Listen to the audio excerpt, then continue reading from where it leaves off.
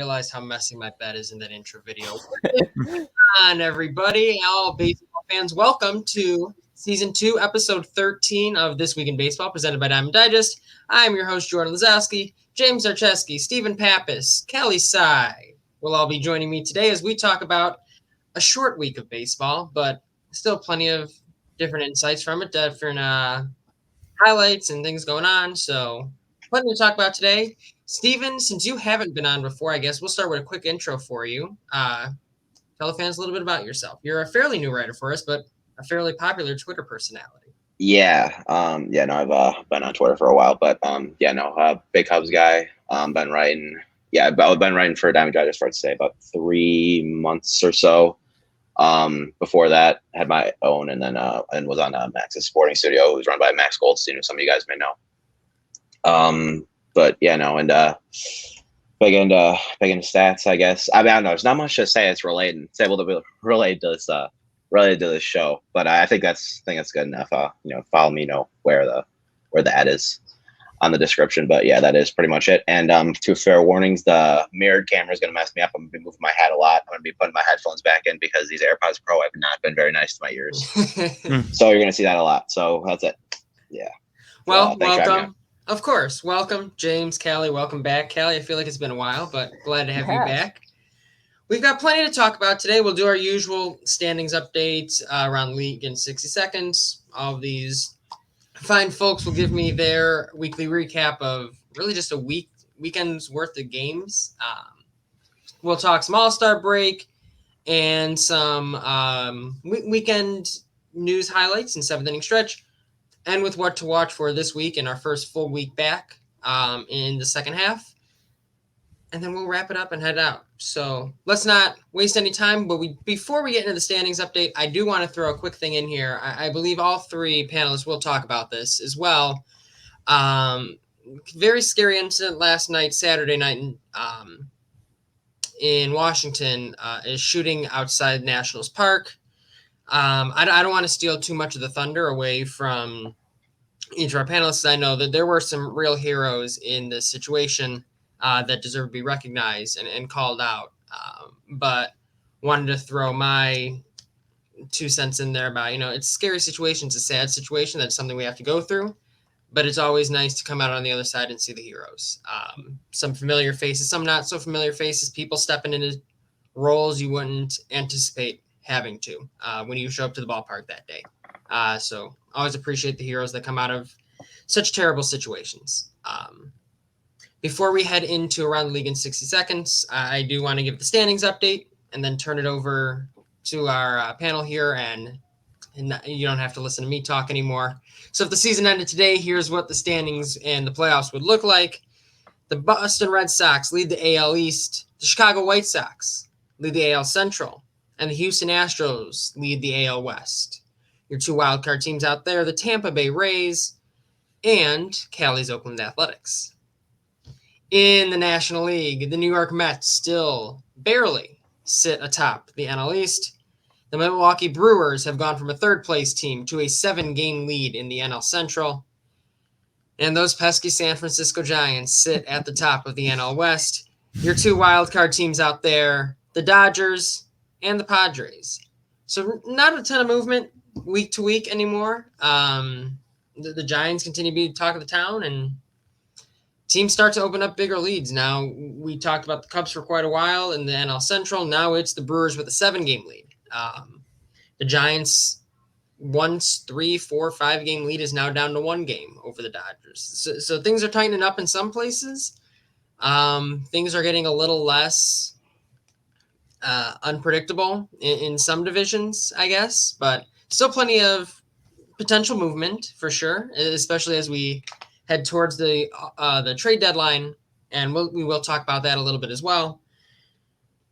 But overall, I mean, as like 3 or 4 straight weeks now, the playoff teams have been pretty similar. So you start to see some of that stabilizing. But let's jump into Around the League in 60 seconds. Each of our panelists give their recap of what went on this past week of baseball. We talk a little bit about it before heading into 7th inning stretch, because I'm going to forget things in 7th inning stretch, and Our panel here will not forget about things. So let's jump into it. We will start with the veteran of sorts, Callie, your weekly recap. There's not going to be too much. The big headlines are Milwaukee sweeping the the Cincinnati Reds, really extending their lead in the NL Central, really solidifying their first place spot over a Reds team that was getting pretty close to matching them game by game. In the AL East, Tampa Bay is now just one game behind the Red Sox. I think many expected Tampa Bay to be where they were. Not a lot of people expected the Red Sox to be leading the division. And I think most interestingly, the one team that might have most repercussions on the rest of the league, Washington's on a 6-game losing skid. In that very competitive, to put it one way, NL East, they're still not completely out of it, but with their assets, with the contracts they have, they might be in a position to finally start trading away some pieces instead of potentially being buyers at the deadline like some expected. Yeah, I think, the Nationals especially had been talked about saying, we're not going to rebuild. This is not a team that's prepared to rebuild or sell off. And 6-game losing streak starts to hurt that. It starts to make you at least consider alternative options. Steven, what you got? Not much that Callie didn't say there. I would say, and I probably have to mention the Blue Jays and the Rangers. Blue Jays really killed them. I think they scored like double digits runs twice, and they won. They had a doubleheader today, so they won both of those. One of them I think was 5-0. The other one was like 10-2. They jumped a ton of homers early on. They just killed Fultonevich. With I don't know how many early on. I thought they had like 4 total in the game. But including, Vlad Jr., Gurriel, Springer, I think, had one too. Nice to see him start to finally blow up. I suppose I just jumped to my team, I guess. The Cubs beat the Diamondbacks twice. Yesterday, pulled a very improbable victory, 9th inning, down 1. 2 outs, I think. Rafael Ortega had a double. Chirinos had a single. And then Contreras hit a 2-run homer, capped off a nice 3-hit day for him. And, Vlad, I don't know if you want to take the White Sox Astros series or maybe I don't know. Okay, yeah, sure. Very big series, Sox and Astros, probably 2 of the best teams in the AL. Very probable ALCS matchup. And the Sox got swept by them earlier this year, so hoping for some revenge at home. Astros got a less than warm welcome by Sox fans, as they usually do on the road. But so they killed them first game. Some struggles with the bullpen, but Sox really jumped ahead second game. I believe it was 9-1 last. I believe it was 10-1. Yeah, 10-1 last night, and they beat them 4-0 today. Carlos Rodon had a fantastic performance, double-digit strikeouts. I believe he came out with 1 hit through 6 innings, so just 6 or 7. I think it was 6. So it's a very impressive performance by him. It's a very, very interesting series going on for sure. It's fun to see the Astros come to town. I enjoyed it more than I thought I was gonna. I was there Friday and Saturday, and I enjoyed the reaction. The first game must have been just something. I mean, you could hear like the bang of the trash can over the broadcast. It was just crazy. People, all 3 games though were loud. Credit to the fans who were out there. That was phenomenal. Absolutely. James, what you got? All right, so I'm surprised no one talked about this, but the All-Star Game and Home Run Derby were this week. National League, because they don't have the DH, I think it's karma that they just cannot win an All-Star Game now because they refuse to have a DH. Home Run Derby, Pete Alonso defended his crown, and he was phenomenal, hitting 35 homers in the first round, and I believe he hit 74 the entire night, which is insane. Even at Coors Field, that's just insane. And then as the week went on, injuries kind of came back. Jacob deGrom is out. First time all year he didn't get hurt swinging a bat, according to him. Francisco Lindor also out for the long run. Dodgers wise, Clayton Kershaw's out until at least August. So injuries continuing to be a problem this year. And then, as Laz alluded to last night, some scary events in Washington, D.C. I hope everyone involved is okay, doing well. That's just not something you should have to deal with. And big shout out to Fernando Tatis Jr., Manny Machado, and Will Myers for opening the gates to let fans into the dugout, because even though we may not all be Padres fans or Nationals fans or whatever, we are all still baseball fans and shouldn't have to deal with that sort of scary event. And that's well said. Mm-hmm. Dave Roberts had a very similar comment about it. He goes, there were fans that were letting into the clubhouse, and security asked, "Are you family of players?" Assumedly, he goes, "No, they are family. They're our fans." And those are the cool quotes that come out of it. Like I said, the heroes, Dave Martinez. Davey Martinez. Thank you. Davey Martinez said all of that. Again, cool quotes come out of it. Cool heroes. You mentioned quite a few of them, James. Scary situations that. Again, it's nice to see people come out of it, and again, it's not unexpected heroes because they're baseball players. They're kind of heroes for everybody, but at the same time, heroes in unexpected ways, I guess, is how I want to put it. Mm-hmm. Again, which is always nice to see coming out of stuff like this, as scary as it can be, and certainly our well wishes are with everybody who was involved. Let's jump into seventh inning stretch.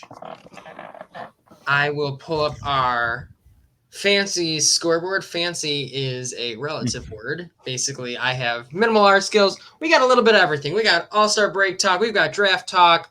We've got injury talk, unfortunately, because that continues to be necessary. But let's jump right into it.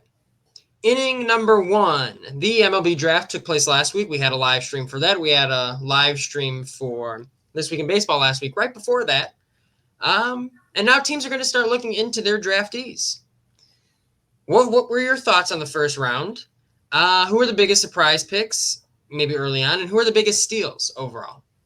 We will go with Callie. Start us off.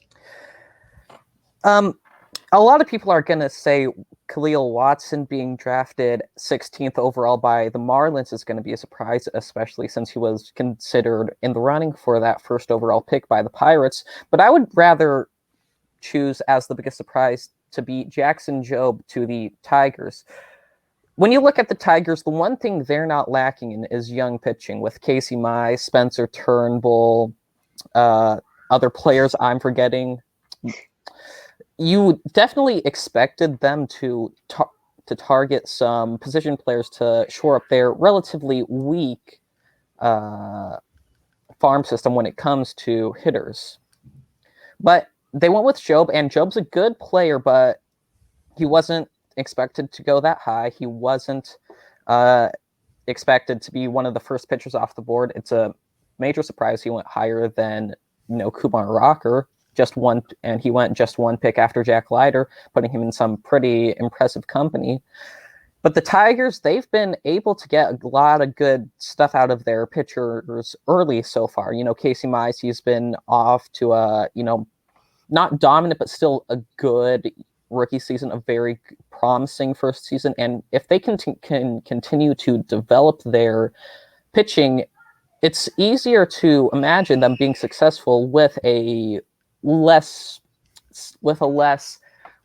impressive, with a less stacked position player farm. Steven, what do you think? Should I respond to Callie, or should I just go off on my own comments? No, go ahead. Whatever you got. All right, yeah, sure. I agree with Callie on Jobe. I at least understood the position, or like the pick being, or him being picked where it was. Because he was like a definitely probable pick to go to the top 10. And he's talented high school arms. Those guys, they can be, it can be a little noisy about where they're selected. For me, honestly, same division too, and honestly, same reasoning. Mosicado to the Royals at 7 was a huge surprise for me. Mostly, partly because of like where he was ranked beforehand, but also the Royals are a team you'd have definitely expected to go hitting, and it's not like the hitting wasn't flush. They had like Frelick was still on the board, even guys like Montgomery, the guy Benny Montgomery, the guy that Rocky selected, and Brady House, although position rivalry with Witt, but I digress. It was a surprise because they have Lacey still on the farm, Lynch. They have. I am just. Even last year they had Keller performing well. I'm definitely forgetting someone else, and it's killing me right here. But if you guys know it, you can just remind me. But pitching is the one thing they're flushed in, and honestly, more so in the Tigers. I'd say the differential between hitters and pitchers in their farm is quite significant, and I thought it was one of the biggest weaknesses they had going into this. And I had similar opinions with the Marlins, who took 2 hitters in the first round, two taken below where they were expected, which is a win for them. But Mosicado, he's really talented. But again, like the walks were an issue for him before. He really killed it this spring. I think he had like a sub-1 ERA. I could be wrong, but he was really impressive. So you can definitely understand a team being higher on him. It's just like he was ranked 39 on the draft prospects on LB Pipeline, taking him at 7. It's a little bit wide for my liking. James, what do you think? Yeah, so the biggest surprise to me wasn't how high Job was drafted, although that was a surprise, or how high Mosicado was drafted. It was how far the high school shortstops fell. I mean, Marcelo Meyer, Jordan Lawler received a lot of buzz to go 1-1. And even Khalil Watson, he was a sleeper pick to go high in the first round. And then Marcelo Meyer gets drafted by the Red Sox. Great pick. Lawler to the Diamondbacks. Great pick, I think. And then Khalil Watson falls all the way to the Marlins. So I'm sure all 3 of those front offices have to be thrilled that these shortstops just kind of fell to them. I was a little surprised with the Tigers and Royals drafting prep pitchers so high just because of the success rate with prep pitchers is not as high as, say, college pitchers or prep bats even. I just don't understand that. And I also think the biggest steal in the draft was Kumar Rocker going to the Mets at 10. The Angels picked a right-handed pitcher ahead of him in Sam Bachman, and they went 20 for 20 for drafting pitchers, and somehow they still decided against Kumar Rocker. So kudos to the Mets for picking up someone who, at the beginning of the college baseball season, was in the mix for a 1-1. So, biggest steal in the draft. I think the biggest surprise for me was the fact that the Angels did take 20 pitchers. Is like they just kind of decided, hey, we need pitching. There's got to be an ace in here somewhere, and we're going to figure it out. That was a surprise. I think Rocker was a huge one. And I think this year more than maybe years previous, you started to see the impact of bonus pools and under slots really getting into play even among some of the top picks. And I think as the draft continues to develop, assuming the draft structure stays the same after the CBA and stuff like that, you're going to start to see more and more why people talk about overslot, underslot, why the draft board isn't exactly how the picks end up going and stuff like that. I think maybe just I'm paying more attention to it. But I certainly think this year you started to see the impact a little bit more than maybe in seasons past. That's just my personal opinion. But let's continue on with the All-Star break festivities and head into inning 2. The MLB Home Run Derby and All-Star Game took place this week, and ratings remain consistent from pre-pandemic times. Simply, did you enjoy the events? What can or should the league do in order to continue to make these events worthwhile or to increase their viewership? We will start with Steven. All right. I was actually in Denver for the All-Star game and for all the events, which was a ton of fun. Coors is an outstanding stadium to begin with, but I don't know. They handled it really well. It was just, being able to see all that up close is, just a different experience. I thought it was a lot of fun. Obviously, the home run derby. I think a lot of people who were disappointed probably are more so a little bit biased since Ohtani got out in the first round, and I think everyone was pulling for him to at least go to the finals. But there were so many close matchups, all those first round matchups, especially with between on the other side of the bracket, at least with I believe Olsen dropping round one, which is a little bit surprising, and someone else I'm forgetting. I forget all these matchups way too easily, but a lot of them lasted like they were between just with a 1 home run differential.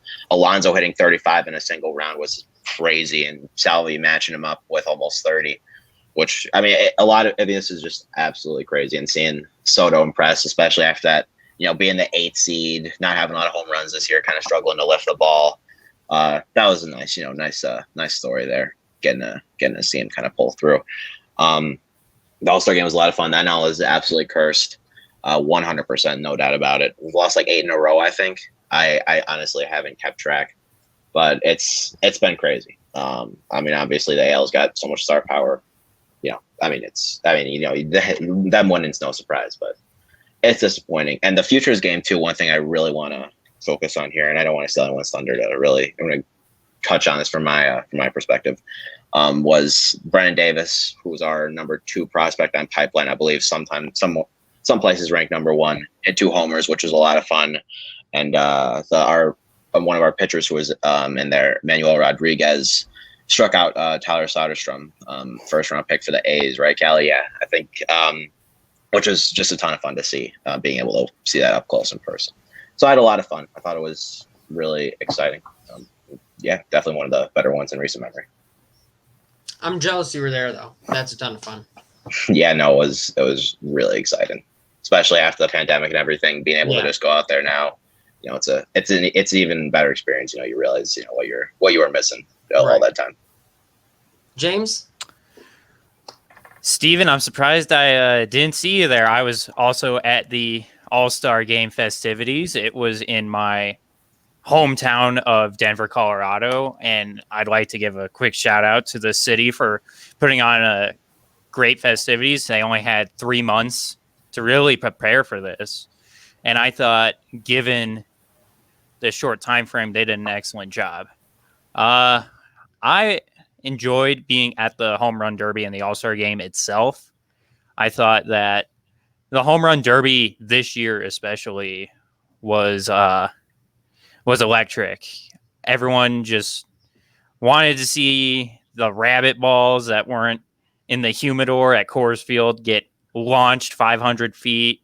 The stadium cheering for Shohei Ohtani, because I can't comprehend what he does on a nightly basis. So yeah, let's root for Ohtani to win the Home Run Derby. It was great, but I talked to people who watched it on TV, and they didn't like it as much because they changed the rule where you can pretty much throw the ball as fast as you can now instead of waiting for it to drop. So you're not seeing the players hit the home runs. You're just seeing, oh, look, here's another home run. You're not seeing them hit it. I think it kind of ruins the TV spectacular event of it, I guess. It's like not every person watching it, the Home Run Derby, is going to be there, but you should try and make sure that they are getting the best experience they can. So I would change that rule back. I understand changing it one time for a Coors Field Derby where the ball is really going to fly, but next year in Los Angeles, change it back. Balls aren't going to fly as much there. So, and then All-Star Game was fun. Got to see Liam Hendricks close it out because half the stadium was empty by that point. So I was able to just get right behind home plate and watch the end of that game. and see Vlad Guerrero Jr. get the All-Star Game MVP. First time in Blue Jays history that's happened, and the youngest player to ever win that trophy. So pretty cool. Really fun experience. The only changes I would make would be for the home run derby, and then maybe have the draft start the Saturday before, like the first round start the Saturday instead of the Sunday. So you can have the draft and then you can have the futures game. Like they were just kind of competing. They were at the exact same time. So it's not like you could really watch both. But That's fair. Great time. Callie? The All-Star Game and Home Run Derby specifically, is probably going to be the time outside of the playoffs you're going to get the most non-fans or the most casual fans on your product. So I don't think there's a need to make it more meaningful.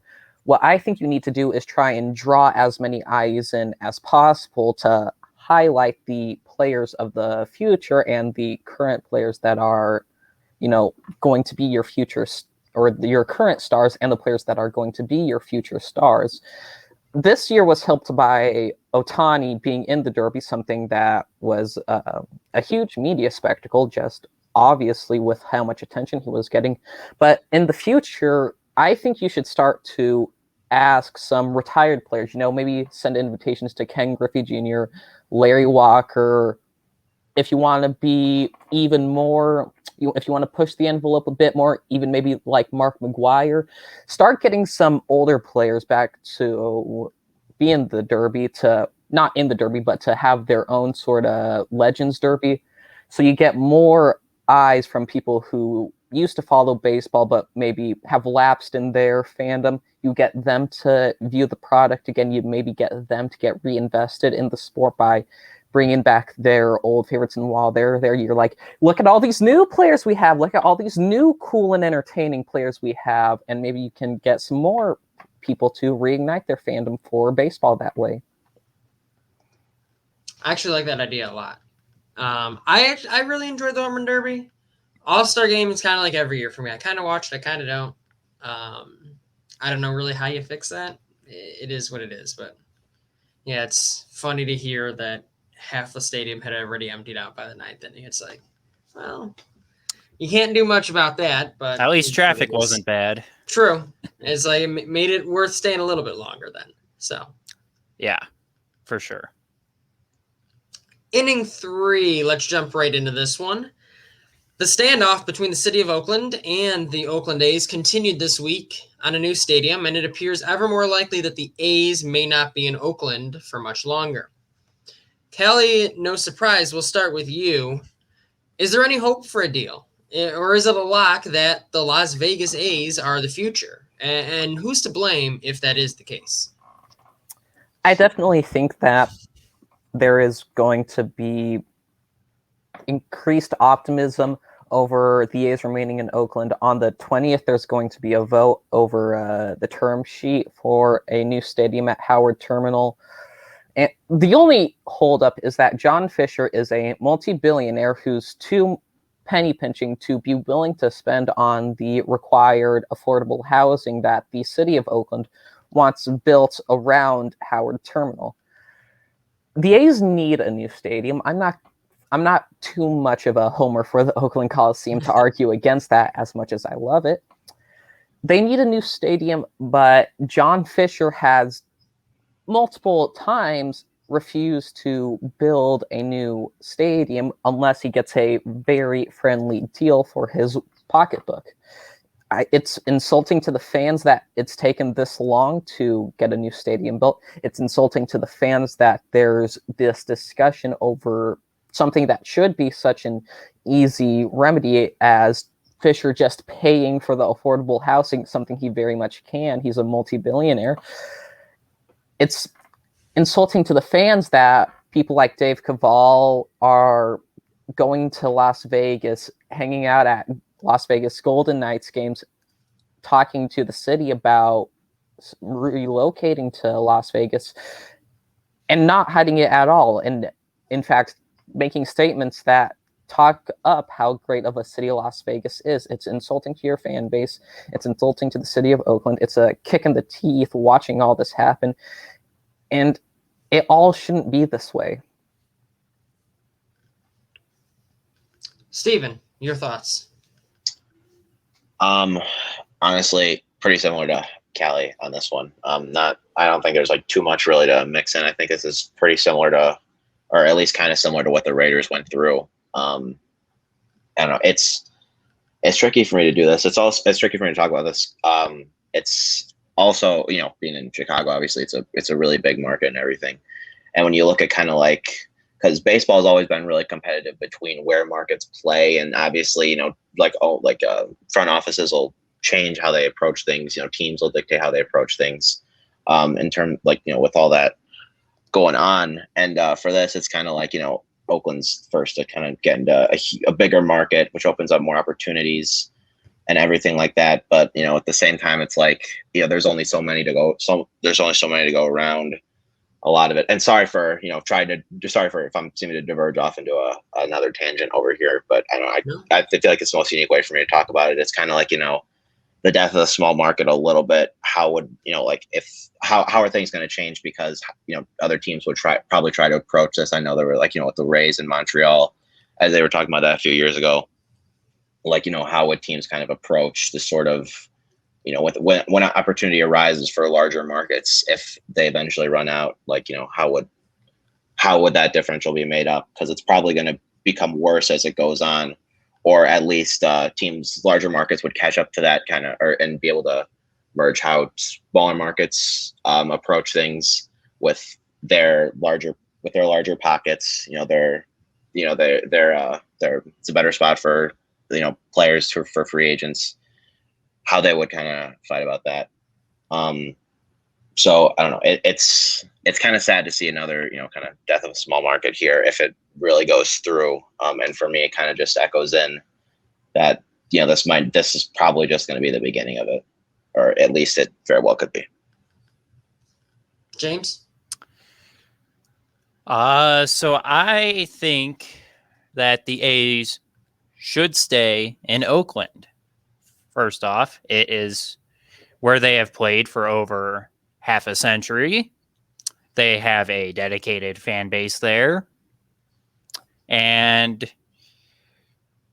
for the MLB's sake, it keeps Las Vegas as an expansion city because it would be cheaper to move the Oakland A's to Las Vegas than it would be to get an expansion team. So would you rather receive that revenue from a small market team moving or a new team coming into the league in about a decade or so? I don't know what the actual timetable for expansion is, but that's certainly something to consider if you're Rob Manfred. I think John Fisher 100% is to blame for this mess. He bought the team, I believe, in 2005. And they needed a new stadium in 2005. And since then, he's just been kind of dawdling like, oh, we need a new stadium, but I'm not going to pay for it. Like, the people of Oakland aren't buying what he's selling. And he hasn't really, I don't think he's really tried to stay in Oakland. Like, this is his best try in, 16 years of him owning the team. We know he's cheap, for a more harsh word than what Callie said. He's cheap. I mean, Marcus Semien, hometown player, wanted to stay with the A's, and they gave him less than market value. Like, he is known to be cheap. So it's not a surprise when I see that he's asking other people to pay for this stadium. So he's completely to blame. I think, honestly, he should just sell the A's. I know it's not that easy to just say sell the team, but it's clear he is not invested in putting a winning product on the field because he's not going to pay stars. And he's not going to pay for a new stadium, which this team needs and has needed for 16 years. I am glad the MLB is finally stepping in and saying, look, John, you need to take care of this. because it has been too long for him to just say, well, I tried. No, you didn't try, John. You didn't try to get a new stadium. And that's why he wants to move to Vegas, because it's an easy cop-out. It's a bigger market, and it's just ridiculous. So he should sell the team or move. Like, I don't think anyone in Oakland is going to want to put up with his BS anymore. I don't know what Callie thinks about that. I'm sure she agrees, but just sell the team, bud. It's clear you don't want to own them. I think the biggest thing is you hope all of this, some of what Callie had mentioned too, you hope it's all kind of negotiation 101. You know, you go to Las Vegas, you talk about it up, you hype it up, and you hope that that forces the city of Oakland's hand in this case. And that's the devil's advocate side of things. Like, yeah, it sucks that they're going to Las Vegas and hanging out at Golden Knights games and stuff like that. You're just hoping at the end of the day, that's what the lawyers say to do. Like, hey, you should go here, make it seem like you're super serious about this. You see a similar situation in a different sport right now with the Chicago Bears, like talking about moving to Arlington, like the Bears ownership being like, well, the city of Chicago should take this very seriously. Like, we are very seriously considering this bid and yada, yada. And you kind of hope that, for as unfortunate as this is for fans, that it becomes a negotiation ploy and the A's find themselves in Oakland for years to come. Because I actually really like James's point about, you know, Major League Baseball would rather probably put an expansion team in Las Vegas than they would the Oakland A's. So more to come on this probably next week, since the vote is on the 20th. Let's jump to inning number 4, though. Jacob deGrom will head to the injured list again with forearm tightness and will not throw again until the pain goes away, according to Mets manager Luis Rojas. Does this latest injury, Steven, hurt deGrom's Cy Young and or MVP chances? It's difficult to say, because I don't know. I haven't found a definite timeline for what they expect. I mean, obviously, pretty short, or they think it's short term because it's flared up before. Obviously, you saw that started out against the Cubs, which was on pace to probably be one of the best of the year. Was cut 3 innings short because the kind of flared up, and it didn't really hurt him. Obviously, after that, he's still been killing it this year. But now it's like to the point where they're like, all right, we'll just take it easy, give it a bit of a rest. And with the past flare ups, it's shown to be a more consistent issue, which for me is more scary than if it were just kind of like just a couple of things happening here and there. It shows there's something wrong, and even if it's a little bit, if it goes on over time, it can't really eat at a player's health for the long term. So for me, obviously, the level of play is still there. What's really concerning is just the consistency of the injury. I think it's happened more than once too. I know the Cubs star was one, but I think it's been a recurring issue for him. And although it hasn't hurt him yet, it's just how long will it keep him out of games rather than how will it affect him during games for me. Callie, your thoughts?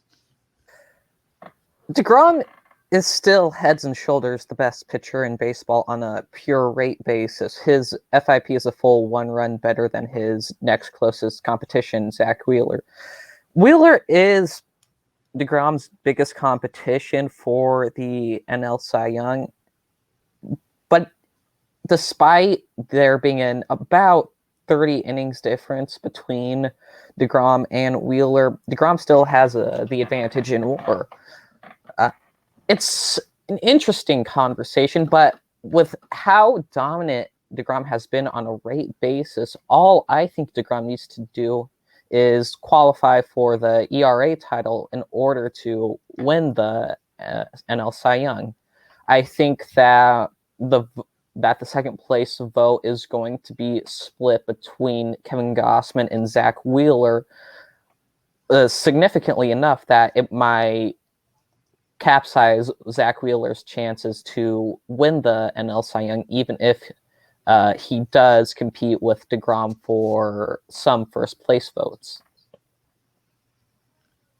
James. I think this latest injury takes him out of the MVP race. You need to have a special season if you are a pitcher to win the Cy Young. And then you need to have one of the greatest seasons of all time to win the MVP as a pitcher. It's only happened once since they lowered the mound. And Clayton Kershaw, he did miss time in 2014, but I don't know how much more time Jacob deGrom is going to miss. So I can't write in stone Jacob deGrom 2021 NL MVP. I am still confident he will win the Cy Young Award just because he is head and shoulders the best pitcher in the National League this year.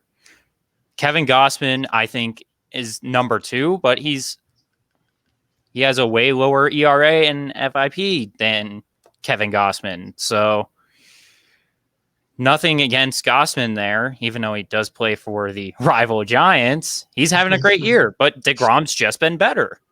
And like Callie said, if deGrom qualifies for the ERA title, he should easily win the Cy Young. I just don't think he'll win the MVP anymore. I think that's fair. I think MVP was always going to be a stretch as it is. And this kind of adds to it, you know. It's hard if you're not on the field for as often as possible to win an award like that. Cy Young, I do still think is very much his, but hopefully the Palm Beach Cardinals don't have to worry about a deGrom IL rehab stint anytime soon, because that was great the first time, but I'm sure they don't want a second one. But hopefully deGrom is healthy sooner rather than later, because it's been a phenomenal season. Inning 5, speaking of injured stars, the Twins are looking to sign Byron Buxton to a long-term deal. However, if they don't come to terms on an agreement, he's likely to be traded. What kind of return could we expect to see for the Twins for Buxton if this deal doesn't go through? And on the flip side, what would his extension look like? Callie, your thoughts? Buxton, he's extremely interesting right now. He's 27, but he has just one season with more than 100 games played in like 5 or 6 years of being in the majors. He's extremely good during that season where he played more than 100 games, and he has been very good in the small sample sizes he's gotten to play in before he's been injured. But it's not. His injuries to this point have become a legitimate concern. It's not like he's a young prospect who's maybe had one long-term injury and a few short-term stuff that has cost him maybe 50 games a season, or not 50 games, maybe like 30 games a season. It's a trend, and it's a long one. A lot of his value also comes from his defense, which, if he continues to be injured, could very well disappear quickly. His offense has always been on the verge of being good, but as I said, he's 27. He's about to hit his prime, but that prime isn't going to last long, both because of injuries and because of his current age. He doesn't draw a lot of walks. He strikes out a significant amount, which gives you a lot of concern for his long-term viability offensively. Since 2018, he has put together a handful of half seasons that are reminiscent of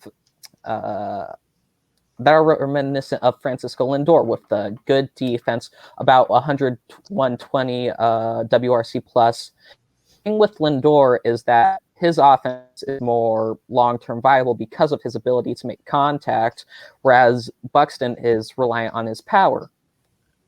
I think that Buxton has such a precarious player profile with his combination of injury and where he gets his production from that I don't think he's going to have a lot of interest on the market, because I don't think a long-term extension is going to be in the cards for him for a lot of teams. But he's still proven that he is good enough to have a significant asking price that I don't think a lot of teams are going to be willing to meet. If we're looking at a contract extension, the only thing I can think of is similar to Lorenzo Cain with the Brewers when he got $80 million for 5 years. It's a little it's way undervalued if Buxton can stay healthy, but if he can stay healthy is an extremely huge if. It's an Empire State Building size if. James? I think Buxton's going to be traded this offseason. I don't know what the prospect return would be, because how often do you have a player like Byron Buxton come on the market? He was starting to put it together this year and then got hurt, and is still hurt, and that just adds to the mountain of injuries that he's had to deal with. I could see a team like San Francisco maybe trading for him. I don't think they would, but a team with a deep prospect pool, I could definitely see maybe talking themselves into, okay, let's trade for this bat and this glove and sign him to maybe like a 3-year, $60 million extension. I think that would be more than fair for both sides, new team and Buxton. I just don't know where he would go. If he were to stay with the Twins, I would think he would command 5 years, $100 million, and that's where I think the Twins would just say, "See you later, buddy." I just don't see him staying there. If he turned down their first offer, which I believe was 7 years, $70 million, I think he believes he is worth much more than that. And he does. I think he likes the long-term security because, again, he's had injury issues. But I don't think he will stay with the Twins. I don't think that's a high enough number for him on an average annual value basis. So I think he will be traded and get somewhere between 3 to 6 for 60 or 5 and 100 from a new team. Steven, your thoughts? It's hard for me not to look at this or not to compare this to the Joey Gallo situation as well. You got 2 premium outfielders who have 1 extra year of control left. It's big names on the trade market, especially. It's quiet at the deadline. So, I guess it's kind of exacerbated for Gallo. But these are still 2 very good players who would definitely get a lot of attention. The difference is that his player profile is more cemented. He strikes out a lot, he swings and misses a lot, but he is extremely patient. He walks a lot, and when he does hit the ball, he hits it hard enough to where it just keeps the weight on, keeps the BABIP, whatever you use, keeps it up, keeps him strong. So he's got great defense. You look at Buxton, and his is very interesting. We've seen kind of the guys who don't walk a lot, who don't walk a lot, do well. Like Perez has kept in a decent hitting profile the last 2 seasons. Baez has done it since like 2018. That's that very bad 2020. Tim Anderson's done it, but for him, he's got obviously with the way smaller samples. You look at like how viable 400 ISO is to keep up. As insane numbers this year probably would have gone on a downtrend. And the health is still a major concern when you look at all of that. And obviously has some stuff that Gallo doesn't provide. I think his fielding is noticeably better even so. I think he's faster. He's extremely toolsy. But, again, the health is going to be a major concern. And I think that's going to really hurt the Twins, who aren't in a good situation already. Their team is on a downtrend. Their farm system has been struggling. They're in a division with 4 teams that are likely to be trending upwards while they may trend downwards in the next few years. It definitely hurts their ability to be able to deal Buxton, or at least to deal him well, and to extend him too, because they haven't really notoriously been a team that's going to hand out a contract that Buxton may want, or that they may wiggle down to like a bigger market can. So although I still think they can get a big return for him, I think a lot of teams are going to question the health. They're going to question the viability. They're going to question the reliability of his numbers this season, which we're going to get a bigger sample when he returns from that fractured hand I think he had. So we're gonna see those numbers kind of calm down or see where they are at the end of the year. Hopefully, if he has a healthy end of the stretch. But again, it's just a lot to ask for a guy who's working in such small sample size and who has produced in those small samples, but to a degree that a lot of people would say is not producible long term or is not reliable. There's not a good comparison point to someone like Buxton. That is a very big problem. I mean, Gallo's close because of the years of control, the outfielder profile, but no one with his sort of injury history has really ever come up on this point. It's going to be hard for the Twins to find either a trade partner or some sort of extension value that both properly accounts for the risk associated, but also accounts for the reward of having Buxton on the field.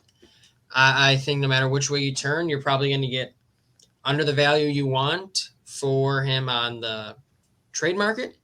And at the same time, not enough, or feel like you're overpaying, I guess, for the amount of value you're going to get on the field if he can't stay healthy. So weird situation for the Twins. I think it'll be an interesting piece to both the trade deadline as well as the offseason if they don't trade him in season. So let's jump into inning number 6, though, and talk about that trade deadline that I just mentioned.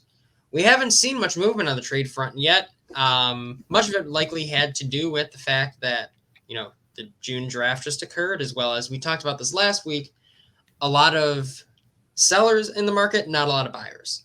And kind of leads to the trade deadline that we're at right now. James, do you expect any big moves this July? And what's one deal, whether big or not, that you very likely expect to be made? I expect the Cubs to sell off their bullpen. It's especially with Craig Kimbrell. I think he has a player option next year, which he'll decline probably. So Craig Kimbrell definitely getting moved. Same with Andrew Chafin having a great year. Ryan Tepera having a great year. Those guys are going to get moved. And I think the Houston Astros are going to get one of those 3 players. And I think the San Diego Padres will also get one of those 3 players. I don't know which one of the 3. Probably whoever's cheapest. If that's what Jim Crane decides he wants to buy. And then I expect San Diego to just do something. Trader AJ likes to tinker with his team a lot. So they're going to do something. And I think they're going to trade for one of the Cubs bullpen guys. Their starters, they have a low starter ERA, but they don't throw a lot of innings. And that's going to become an issue in October when you're facing the likes of the Dodgers and the Giants, and you need guys to go deep. So I think San Diego's going to get a bullpen guy from the Cubs, and I think the Astros will get a bullpen guy from the Cubs. Also, Chris Bryant will not be traded. There's my bold take. You still need fans to go to games in September. So he will not be traded. We'll go to the Cubs fan. Steven, your thoughts on either that or the trade deadline in general? Sure, I'm going to definitely jump to the Cubs because they're definitely going to be the most intriguing team. They have so many free agents that are due. The guys that James mentioned, also Javier Baez, Anthony Rizzo, Wilson Contreras in a season. They had their starting pitching, Zach Davies, who's been struggling this year, but not bad enough where you won't get at least something for him from someone who maybe wants to, with a cheap starting pitcher option. But really for me, I think the big thing is Kimbrell, because Kimbrell's option next year is actually a vesting option. And the only way it's going to vest is if he pitches in 92 games this year, which I don't even think is possible if they pitch him every game the rest of the season. So then it would be a team option for $16 million for Craig Kimbrell, who I think has had who's been top 10 in so many stats since in the StatCast era for early pitchers in the first half. He's been absolutely phenomenal. Vintage Kimbrell is what you're going to hear from a lot of Cubs fans. And it's accurate. His ERA is, I think, sub 0.6 in 30 innings or so. It's been a sight to see. And And that team option kind of entices the pot because you don't know how teams are gonna want to treat him as a rental, or how that's going to differentiate between how the Cubs view him. Because obviously, if he's going to be viewed as a 2-year guy, it's going to bring more enticing pieces back to the Cubs. So that's one thing I'm still kind of mixed on. But they could absolutely trade him, and Houston definitely does need a bullpen arm. They have definitely a lot of options, and even Chafin, who's like on a 23 inning scoreless streak or something, one ERA around 1.5, probably not going to bring as much back as Kimbrel. But again, another desirable option for any team seeking a bullpen arm. Laz, I don't know how you view the Sox's bullpen going to this point, but I think they could definitely use one to bolster that depth going to making a playoff run. One thing I think that's going to be, and this is kind of my hot take, I think they will trade Bryant. I think they're going to keep Baez.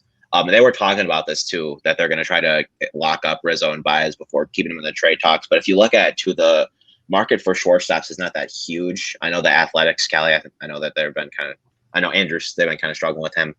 But again, it's I thought the Cubs have always viewed Baez as kind of a long-term asset. He's been, I think his peaks recently have been more appealing than Bryant's. And this isn't any, I'm not trying to diminish Bryant's impact in any way.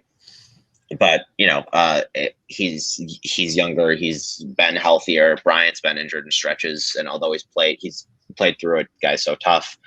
They've showed in the numbers, and and shortstop too is more of a long term, not really long term, but more of a short term weakness to the Cubs than maybe the outfield, as we saw. Ian Happ did pretty well last season. They have Brandon Davis coming up.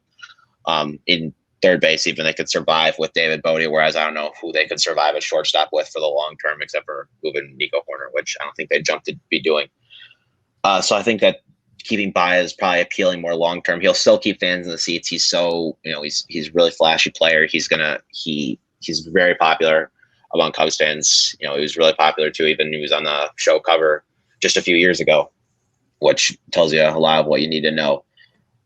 So I would probably guess that. I wanted to speak one thing on Chris Bryant. I've been going on a little bit of a long time, but I'd say if you're going to think of a trade somewhere, I'm going to go a little bit outside the box here. And I think the other team in New York, the Yankees, would be an interesting fit for him. And obviously it's dependent upon how good the Yankees do. They got a series against Philadelphia. They have to finish a series against the Red Sox. They got another series against the Red Sox. It's difficult, especially being near 500 like they are, but they have a huge outfield hole for him. And he's been playing around everywhere this year. He had a stretch where he didn't play third base for like a month because they just didn't need him to. And with Castro being injured now too, Hicks has been injured. Hicks been injured for the year. Gardner's been underperforming. Really, your rock out there is Judge. And, and possibly, I don't know how they've been playing first base, but, I think they got Stan over there, DH mostly. So they definitely have the need, if they would go for it, for Chris Bryant to fill some of those outfield holes, should they start, heating up at the deadline, and they have the farm to do it, for sure. Callie, your thoughts? I'm less interested in the trade value of specific players and more so the health of the overall market. I think the reason we're seeing such a stagnant market so far is because aren't a lot of teams with a lot of windows that are closing, or teams that maybe do have windows closing. It's not on the verge of being slammed shut. The only team that's really like that is the Cubs. But even then in the NL Central, it's not out of the question that if they have a strong second half, they could very well be in contention again. Another thing I think it is that the bad teams, they don't have a lot of assets. Like the Tigers, who do you really want to trade from them? Gregory Soto? The Orioles, who's going to be traded from them? Trey Mancini, Paul Fry? They're good players, but they're not headliners. They're not going to turn the fortune of a team. It's very interesting. And a major issue is the parity of the NL East, to put it one way. I mean, as I said, the Nats, they're on that 6-game skid, but they're still only 6.5 games out on that skid, and they have a terrible roster. There's just not a lot of teams with very clear futures. The teams that do have clear that teams that do have clear futures either don't have a lot of assets to sell, or the teams that do have clear futures are already leading their division. They're already looking to buy, but there's not a lot to buy. For a trade that I think is going to happen, I'm convinced that Joey Gallo is gone from the Texas Rangers, and I think the one place that he's really got a good chance of landing is the New York Yankees. The Yankees, they have the outfield to pay. They have the need in the outfield, but more importantly, they have the farm system to make a trade work. Gallo, he's got a high value because he's good. He's got some years of control left, and I think that's what's going to be the difference maker in making him end up on the Astros, on the Yankees. Because there are teams in baseball with needs in the outfield. The A's, the Nats, Atlanta, now that Acuna's gone. But I think only the Yankees, and of course it's the Yankees, are the team that can afford Gallo's price tag. It's my favorite time of year. Truthfully, it's let's see what random trades get thrown out by fans on Twitter time of year. That's always a fun time, and I don't know. It's been a slow deadline, and we're 13 days away, less than 2 weeks. So we should be seeing some movement sooner rather than later. You guys mentioned a lot of the common names that are likely on the move. We'll see what happens. It's a very difficult market to gauge right now, as Callie alluded to. It's trying to figure out who's worthwhile to people and, who's really looking to top which offer for which player. It's still very hard to figure out right now. So we'll see what the next couple weeks bring. But let's end here with inning number 7. Fact or fiction is usually like the 4th one. Now it's number 7. Fact or fiction? You're a fan of the Mets black alternate jerseys that they're bringing back. Let's start with James. Yes. On one condition. They have two blue alternate jerseys. Get rid of the one that says New York. It's not a good look. Just get rid of it. Replace it with the black jersey. I mean, one of the greatest moments in New York Mets history happened with Robin Ventura hitting the grand slam single to walk it off in the NLCS against the Braves. Happened in that jersey. Like, a whole generation of Mets fans grew up watching the Mets wear black. So I love this move. Why not? The Mets are a popular team, and why not try and stir up some nostalgia? Like, oh, this is the jersey that Mike Piazza wore when he was here. Tom Glavine, Pedro Martinez, Jose Reyes. I know I'm forgetting other names. David Wright. Here are some franchise legends who wore this jersey, and now we are wearing it again. I think it's a great move. I love the black jerseys. So I am all for their return. Callie? I'm a big fan of it for one reason. It's an alternate jersey that's not powder blue. How many teams have powder blue alternate jerseys now? Like 6? Too many. Yeah. That's a really good point. Baseball needs more unique uniform colors. We're starting to get more of that now with the Padres' return to brown, with the Miami Vice-like Marlins jerseys. But still, overall, there's way too many blues. There's way too many reds. It's the rainbow that is baseball's uniforms hasn't changed a lot, and they all draw from very similar palettes. So let's think right now. How many teams have black uniforms? The Rockies, the Marlins, and the Diamondbacks have black alternates, if I remember correctly, too. That's not a lot of teams. So do the Pirates and Giants. Don't mean to interrupt. Thank you. So that's 5 teams out of 30. that it's good that another team is adding another not very often used color to their ranks. We need more color. We need more pop. Uniforms are a very underrated way of marketing the game. You get good looking uniforms, people buy them. People start wearing them outside. People notice. People look up those uniforms. People look up the teams. People look up players.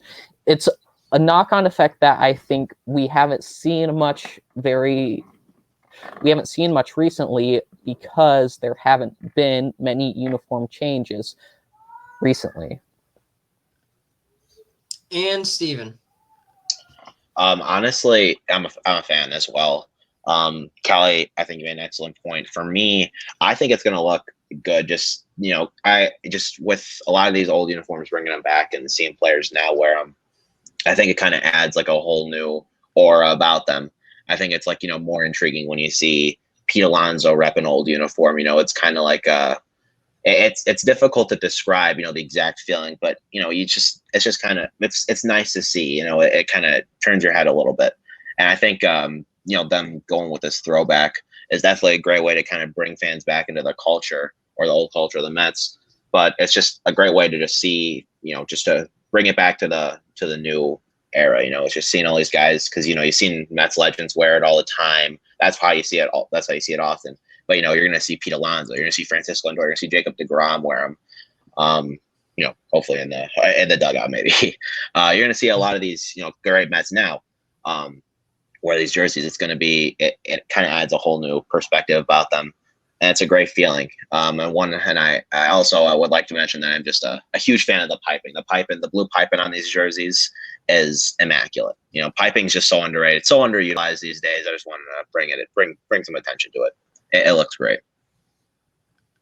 I'm a huge fan of them as well, personally. I'm glad they're bringing them back. I have quite a few Mets friends who are quite excited. I didn't know it was possible to be that excited over a jersey. But I think it's the history of it that you guys speak to. That's the big part of it.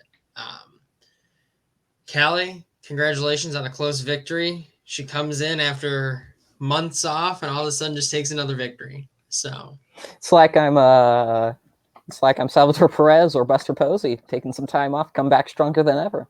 We don't talk about that. we don't do that. Yeah.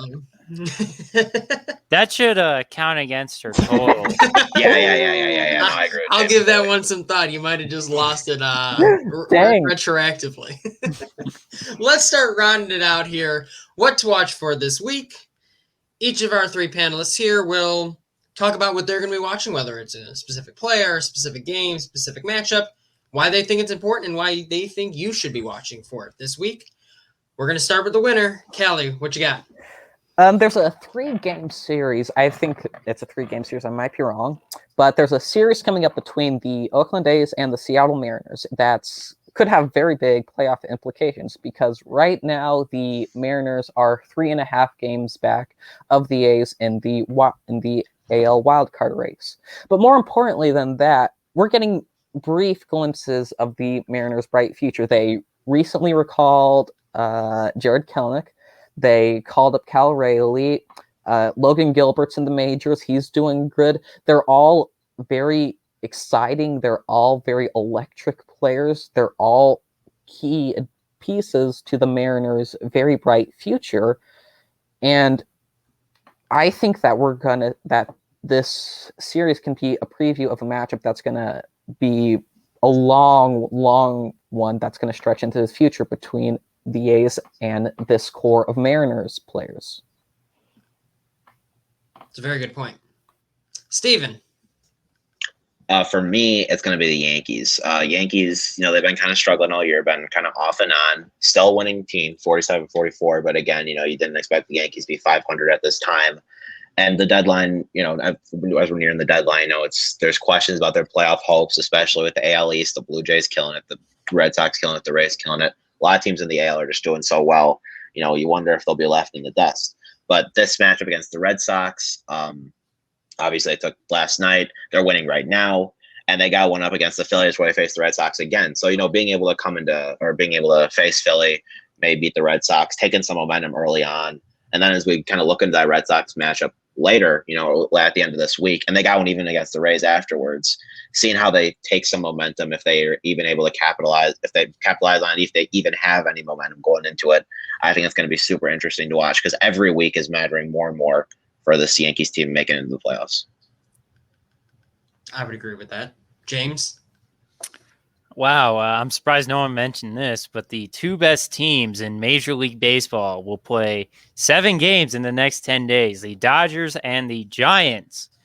This stretch is going to decide if the Dodgers win the division, if the Giants pull away, because I think both teams are playoff teams. The NL is just too weak. So these next 7 games between these two teams, I think, will decide who wins the division. Sorry, Padres. Yeah, a lot of good matchups actually this week. You bring up a couple good rivalries here. A lot of good interdivision rivalries that are going to be coming up across all the divisions. It's going to be an interesting week as we get to our first full week post All-Star break. But that's going to do it for us for this episode of This Week in Baseball, presented by Diamond Digest. You know where to find us. Website, diamond-digest.com. All 3 of our panelists here have had plenty of writing come out, and we'll have more coming, I'm sure, in the coming weeks. Make sure to tune in there. Twitter, @diamond_digest. Instagram, diamond.digest. We love our different punctuation marks in all of our different places. For James Darschewski, Steven Pappas, and Callie Tsai, this is Jordan Lazowski signing off. Take care. Make sure to tune in with us every week. And have a great one. We'll see you back here next time. Take care.